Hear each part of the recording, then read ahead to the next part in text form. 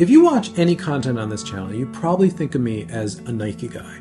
I love the Pegasus series, the Vaporfly series, and the Nike Streakfly. But something I've never really talked about on this channel is that my actual favorite running shoe series is the Adidas Boston series, and my actual favorite running shoe of all time is specifically the Adidas Boston 9. The content that became this video originally started as a quick introduction to the history of the Boston series for my upcoming review of this shoe, the current model, the Adizero Boston 12.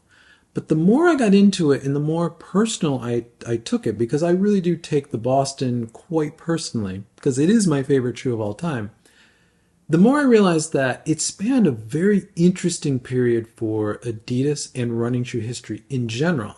And a lot of that story, which I find very compelling, explains how we got to this shoe and why it is the way that it is. To tell the story of the Adidas Boston series, we need to start in 1982, which is the appearance of the first Boston shoe from Adidas.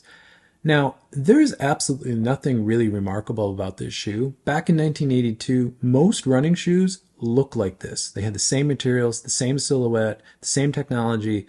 There's really nothing remarkably unique about this shoe. Other than in the ad copy, Adidas is calling out that it's a training shoe. But the difference between a training shoe and a racing shoe back then was fairly marginal.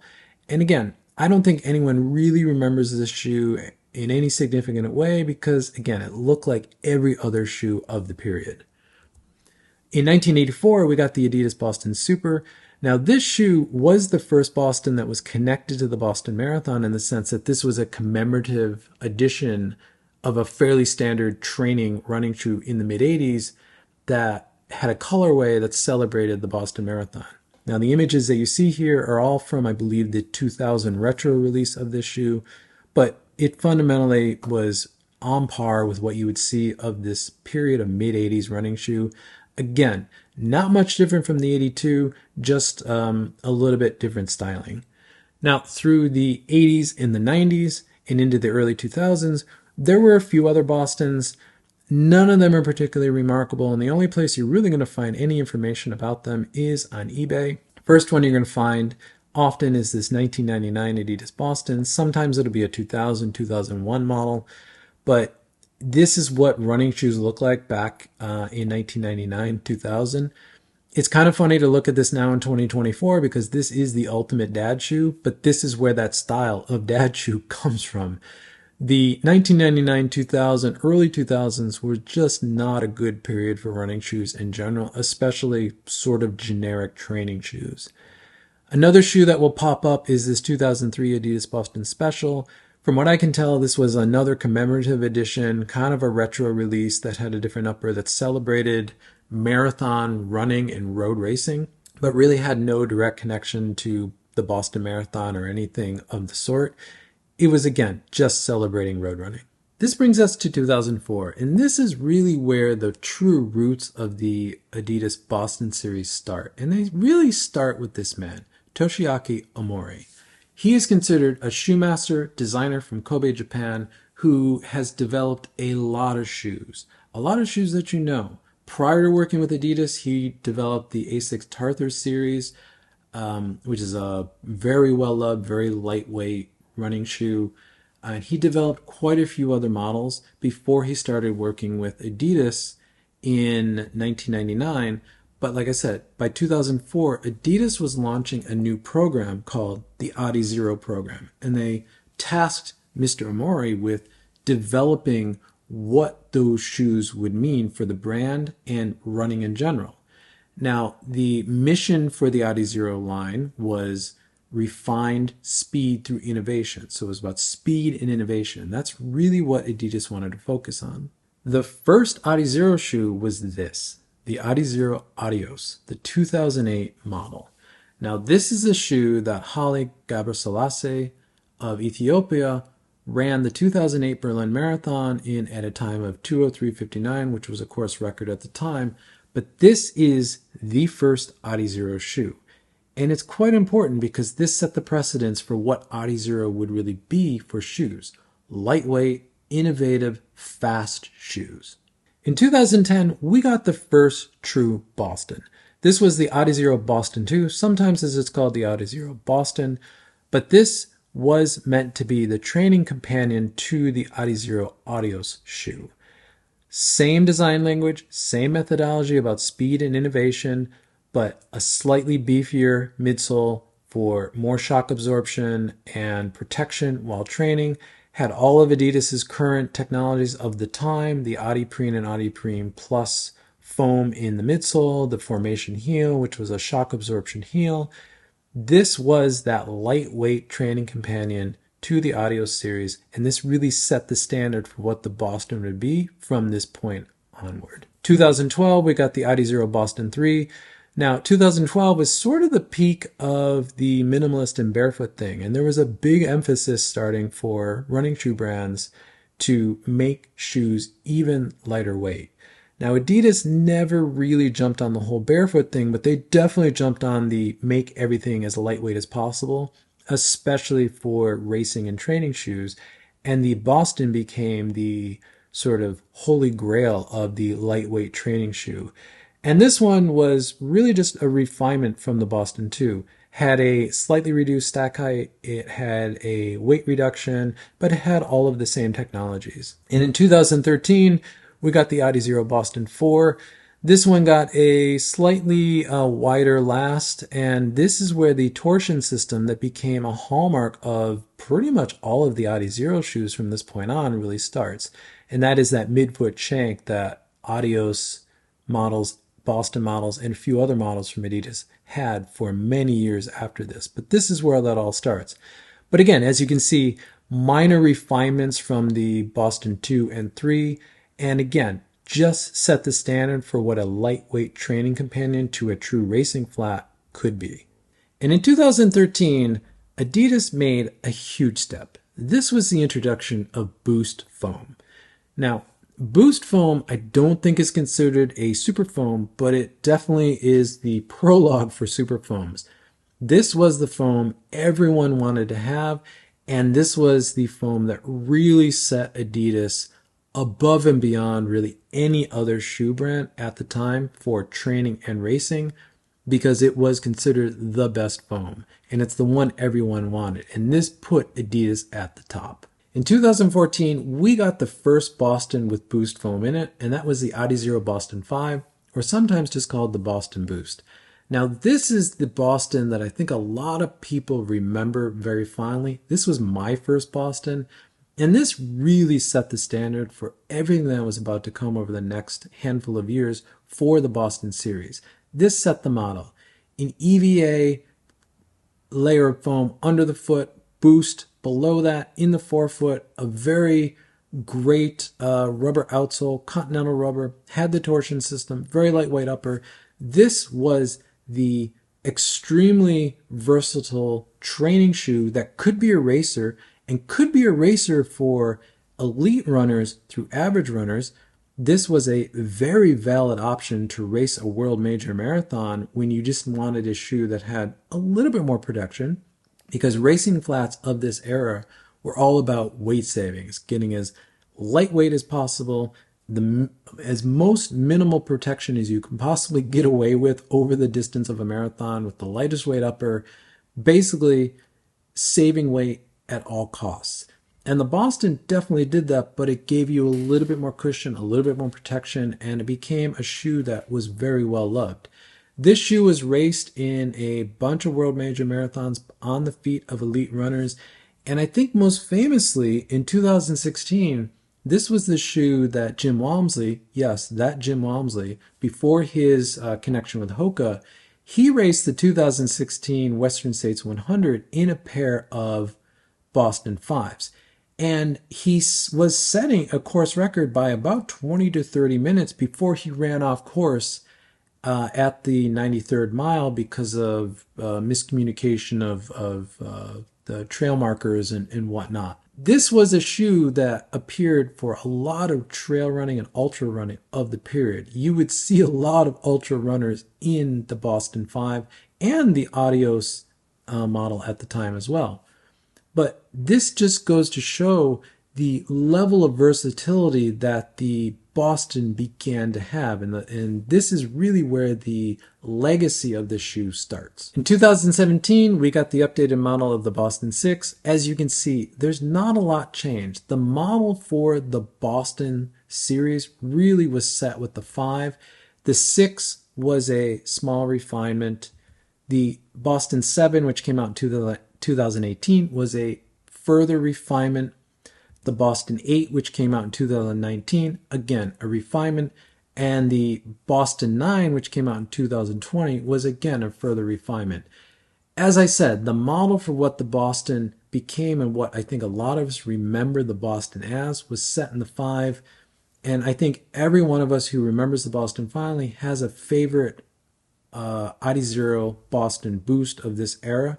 I personally like the 9. I think that was the best iteration of all the materials. But honestly, the difference between the Boston 8 and the Boston 9 was pretty much non-existent. They look very different. They have a different design language, but the upper is nearly identical on them. The midsole, outsole, everything else about the shoe is identical. This was the shoe to have back then. This was a shoe that you would see on the feet of a lot of racers of every level at a marathon or half marathon, really any road race. This was that transitional period. The Vaporfly was out, super shoes were starting, but there were still people racing in these older shoes, and the Boston was definitely the shoe that people are reaching for as they were looking for more cushion. The Boston 8 and 9 were definitely the shoe that was extremely popular and probably the two models of this line that people remember the most fondly or had the most experience with. As I said, the Boston 9 was, to me, the best Boston. It's the one I spent the most time in. I love this shoe. I could do anything in this shoe. It was durable. That outsole was great. The torsion shank supported the shoe enough. The combination of light strike foam or just EVA foam and boost foam was great. This shoe just worked. But also in 2020, another shoe came out, and that was the Adizero Pro. Now, I've talked about this shoe before, but this shoe was honestly a bit of a disaster. It was horrible to run in. It was harsh. It was not a fun shoe. But the more I looked at this shoe in researching the history of the Boston, the more I realized that maybe there's more to this shoe than we originally thought. Mr. Omori was brought back to design the Adizero Pro, and in the promotional material for the Adizero Pro in 2020, there was a lot made of his involvement with designing this shoe. But something tells me that this shoe originally was designed to be something altogether different. Now, this was a period of running where a lot of brands were just trying to catch up to Nike. The Vaporfly was by far the dominant shoe. The Vaporfly Next Percent was the current shoe out at the time, the second generation of the Vaporfly. The Vaporfly was all anyone wanted to talk about, all they wanted to run in. It's all the press wanted to talk about, the news wanted to talk about. It's just all anyone talked about in running. And I think that hit Adidas especially hard because prior to the Vaporfly, Adidas was the darling of running. They had been winning everything. They had Boost. They had the foam everyone wanted. They had the technology that everyone wanted. But that all changed literally overnight with the release of the Vaporfly 4%. This was also the era of running shoes of a lot of brands looking at existing models or models that were in the pipeline, and they had the mentality of just put a plate in it and hope for the best. Literally taking existing shoes, putting a carbon plate in it, and hoping that it will compete with what the Vaporfly did. And I feel like that's what actually happened here with the Adizero Pro. If you look at the profile of the Adizero Pro and you look at the outsole, I think you can see some connections back to the Boston 9. The Adizero Pro really does begin to look like a refined, more 2020 or modern take on what the next-gen Boston, I'm not saying Boston 10, just what the next-gen Boston could be. A training companion to another shoe that came out in 2020, the Adios Pro. Now, interestingly, it's been a while since I looked at the Adios Pro, but I see a lot of design connections between the Adios Pro and the Evo 1 that just came out. That's a video that I've already made. I'll put a link in the description to that tells the story as to where that shoe comes from and then where the Evo 1 comes from. But the Adios Pro also came out in 2020. If we put the Boston 9, the Adizero Pro, and the Adios Pro together, I think, to me at least, as a designer, it tells a very clear story. The Adizero Pro, between these two shoes, truly looks like the next-gen Boston. It looks like the training companion to the Adios Pro. In many ways, that just put a plate in it mentality, maybe that's what happened to the Adizero Pro.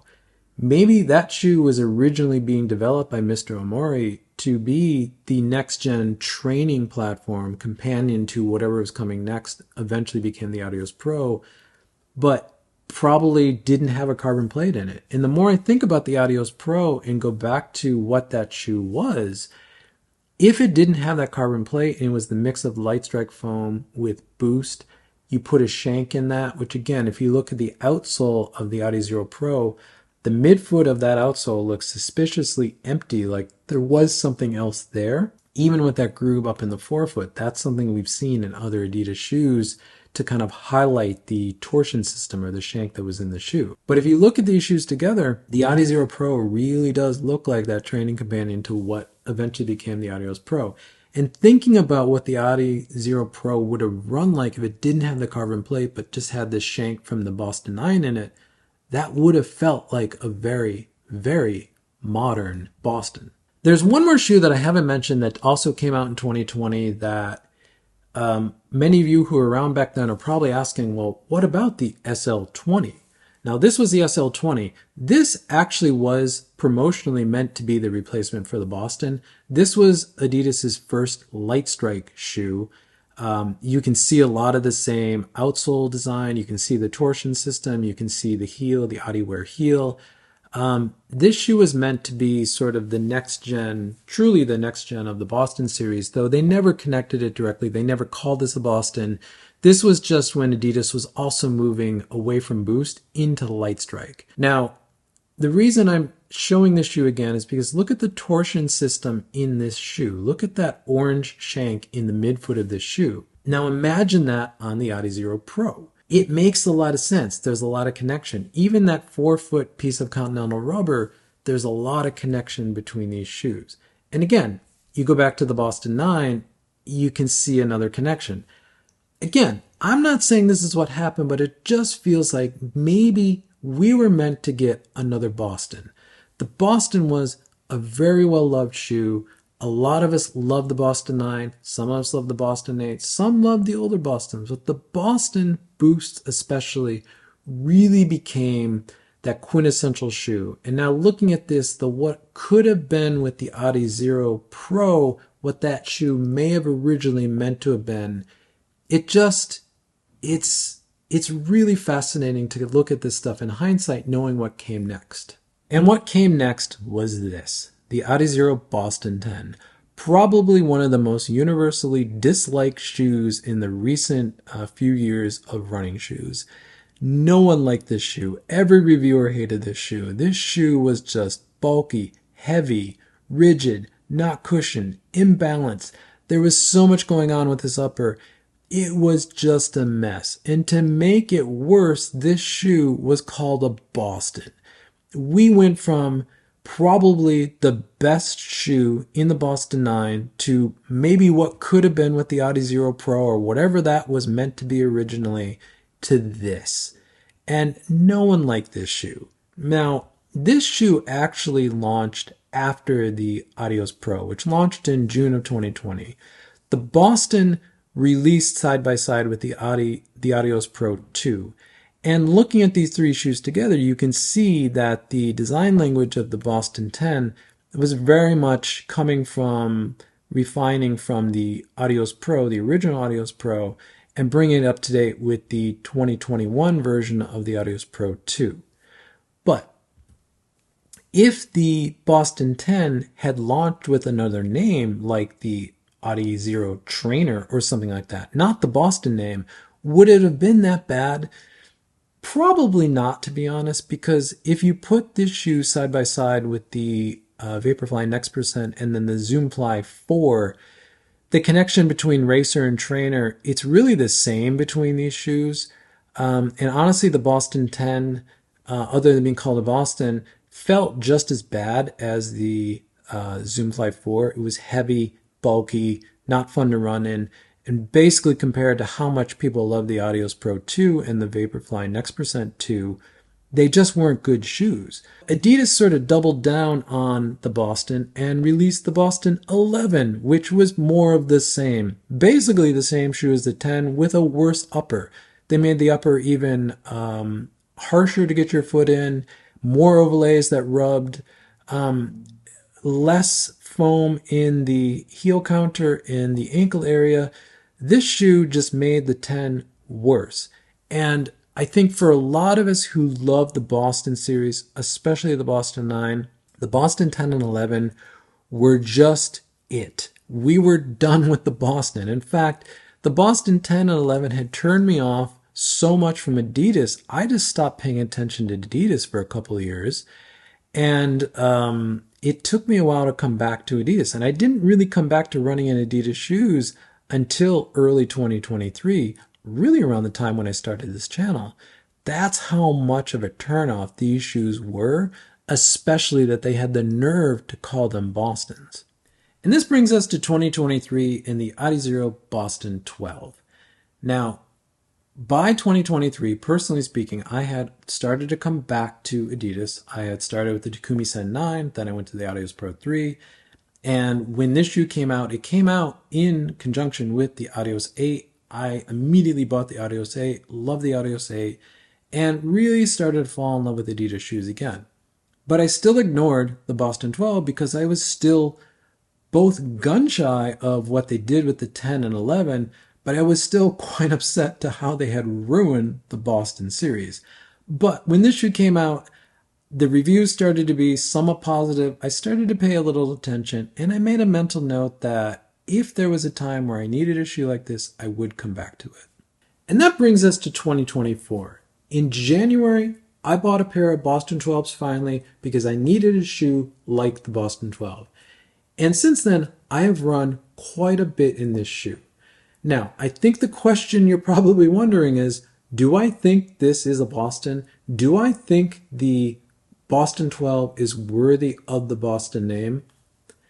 I'm going to say yes, but, and there's always buts with me with these shoes.